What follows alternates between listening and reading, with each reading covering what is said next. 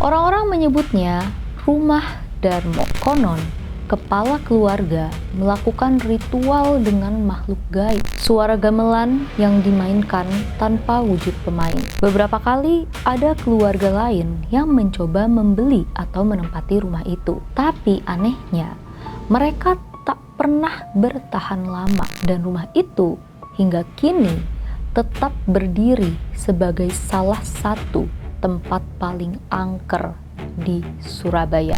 Wajahnya pucat, matanya hitam legam, mulutnya sobek lebar. Ia menjerit melengking, membuat senter Rio mati seketika. Gelap total. "Lari!" teriak Fajar. Rumah Darmo. Inilah petaka, pesan tak kasat mata. Dan bersama gue, Andini. Cuma di sini bayangan tak mau pergi. Dari situlah petaka mulai mengikuti.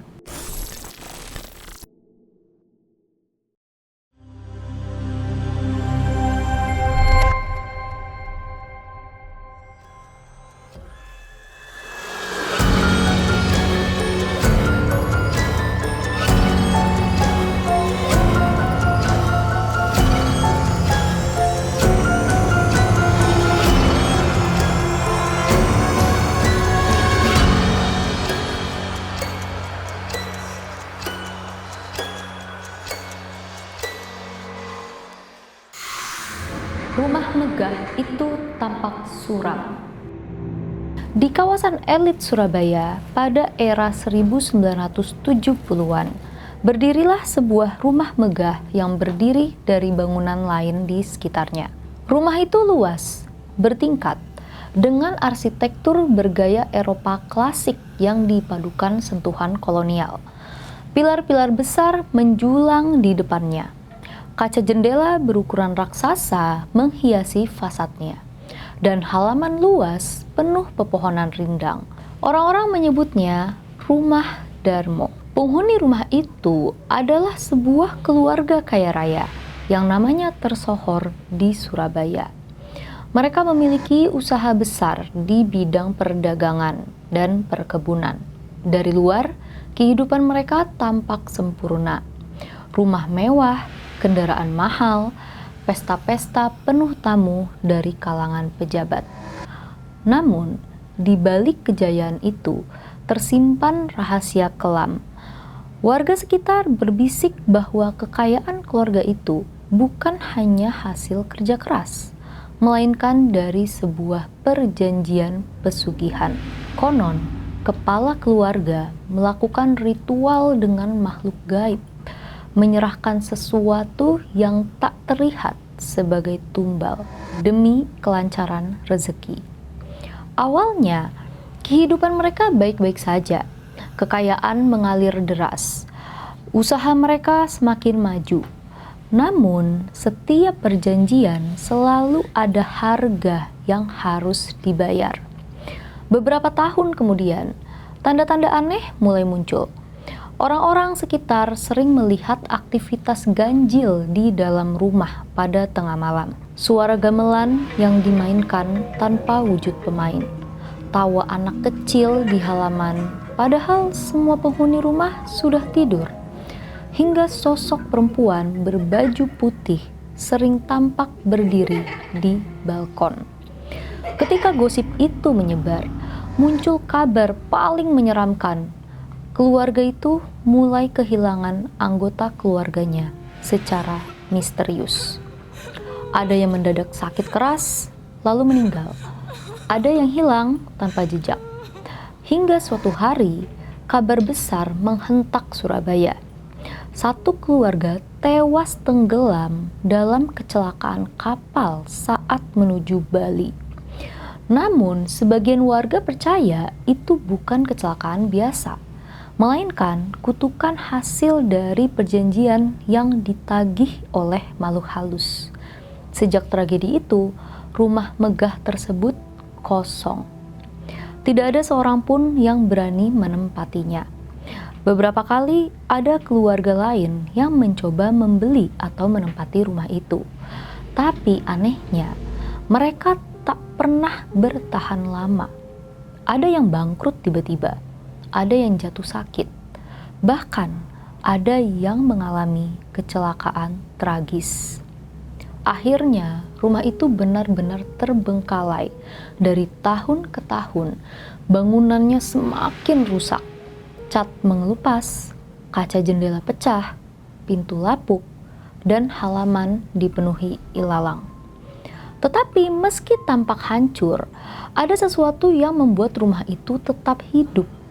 Entitas-entitas tak kasat mata yang seolah menjaga sekaligus menghantui siapapun yang berani mendekat. Itulah mengapa rumah Darmo dibiarkan kosong selama puluhan tahun. Tidak ada yang berani menebus kutukan itu.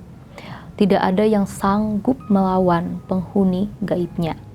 Dan rumah itu hingga kini tetap berdiri sebagai salah satu tempat paling angker di Surabaya. Pengalaman Fajar di rumah Darmo. Semua cerita asal-usul itu sudah cukup membuat orang-orang sekitar enggan mendekat, apalagi masuk. Tapi yang namanya rasa penasaran kadang jauh lebih besar daripada rasa takut. Banyak yang datang sekedar berfoto di depan pagar. Ada juga yang nekat masuk malam-malam. Dan beberapa dari mereka pulang dengan cerita yang membuat bulu kuduk merinding. Salah satunya adalah kisah Fajar, seorang mahasiswa arsitektur yang awalnya hanya ingin mendokumentasikan bangunan tua untuk tugas kuliah. Ia tidak percaya cerita-cerita mistis, tapi setelah malam itu, keyakinannya runtuh. Malam itu, Fajar ditemani oleh dua sahabatnya, Rio dan Lintang. Mereka tiba di depan rumah sekitar pukul 11 malam. Jalanan sekitar sepi, hanya ada cahaya lampu jalan yang redup. Gerbang berkarat berdiri seperti mulut monster. Ilalang setinggi pinggang bergoyang tanpa angin. Rumah itu menjulang gelap, seolah menatap mereka.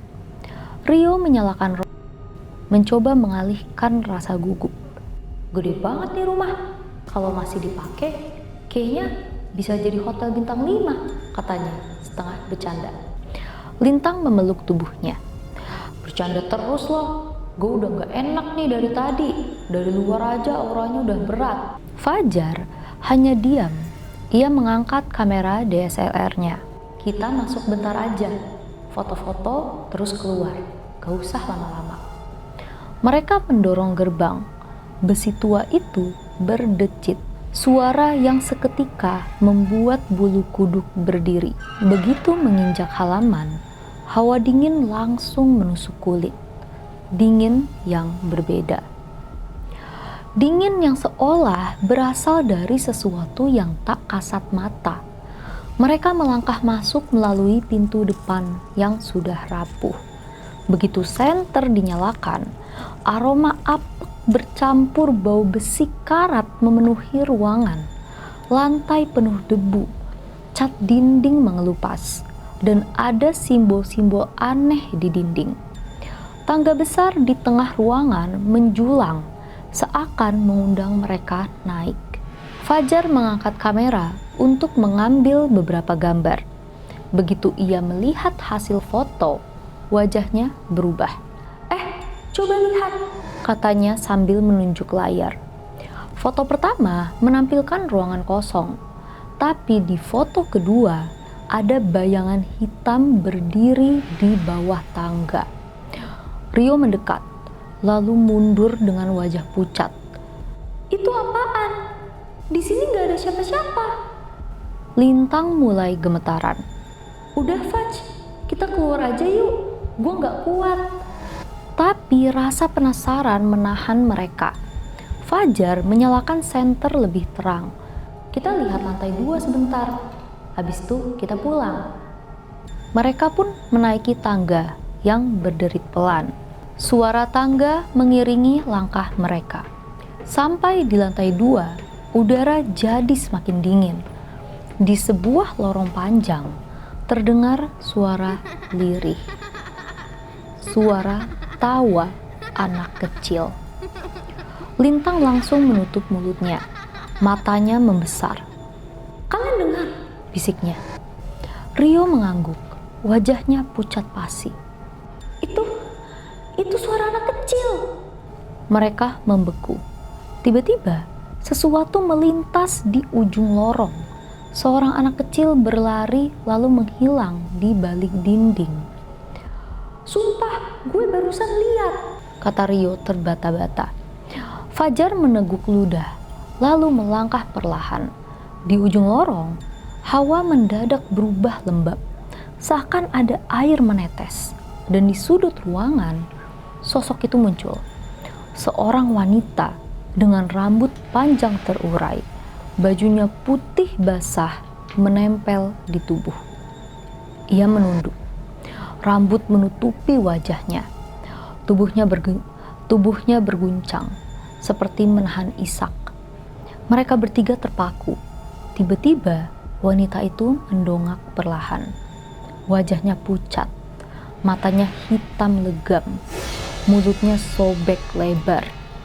Ia menjerit melengking, membuat senter Rio mati seketika. Gelap total. Langkah kaki berat terdengar mendekat, disusul oleh suara tangisan anak kecil. Suara itu semakin dekat dan semakin dekat. "Lari!" teriak Fajar. Mereka berlari panik, menabrak pintu, menuruni tangga. Tapi anehnya, lorong terasa tak berujung. Nafas mereka memburu, keringat dingin bercucuran. Lintang hampir jatuh. Rio menariknya. "Cepat, gue gak mau mati di sini." Akhirnya, pintu depan terbuka dengan sendirinya. Mereka terhuyung keluar, jatuh di halaman. Begitu melewati gerbang, suara itu lenyap. Rumah itu kembali sunyi. Mereka saling pandang dengan wajah pucat, tubuh gemetar. Tapi sejak malam itu, mereka tidak pernah sama. Lintang sering mendengar suara anak kecil memanggilnya saat ia tidur. Rio bermimpi buruk tentang wanita basah itu hampir setiap malam. Dan Fajar, ia pernah melihat sosok itu berdiri di ujung ranjangnya, basah kuyup, menatap tanpa berkedip. Rumah Darmo bukan sekedar bangunan kosong. Ia adalah penjara arwah, tempat janji-janji gelap ditagih. Dan siapapun yang berani masuk akan membawa pulang sebagian dari kegelapannya. Di balik pilar megah dan jendela kosong itu tersimpan cerita tentang harta yang tak pernah rela untuk dibagi dan janji yang berakhir jadi kutukan. Maka jangan heran jika di dalam rumah itu yang masih tinggal bukan lagi keluarga pemiliknya, melainkan bayangan yang menunggunya. Hingga saatnya semua lunas terbayarkan.